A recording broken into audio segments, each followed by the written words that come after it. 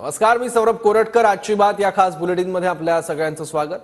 मुंबईच्या महानगरपालिकेवर भाजपचा झेंडा फडकणार असल्याचं देवेंद्र फडणवीसांनी म्हटलंय। तर मुंबईत मागच्या विधानसभेपेक्षा यावेळी जास्त जागा मिळू असा दावाही त्यांनी केला आहे। तर उद्धव ठाकरेंनी मुस्लिम मतांसाठी हिंदू हृदय सम्राट ऐवजी जनाब बाळासाहेब असं नाव केलं होतं, अशी टीकाही त्यांनी यावेळी केली।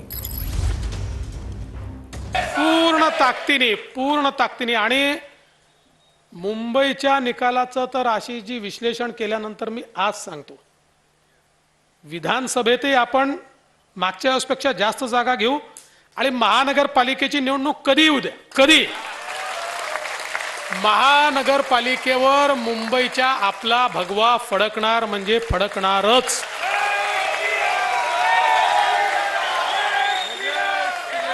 गेले 4 महिने ज्यांचे पाय ते पकडत होते, गेले 4 महिने ज्यांच्या खातर त्यांनी हिंदू बांधवांनो, भगिनींनो आणि मातांनो म्हणणं सोडलं होतं आणि गेले वर्ष दीड वर्ष ज्यांच्या करता त्यांनी बाळासाहेबांचं नाव हिंदू हृदय सम्राट शिवसेना प्रमुख बाळासाहेब ठाकरे वरनं जनाब बाळासाहेब ठाकरे केलं होतं,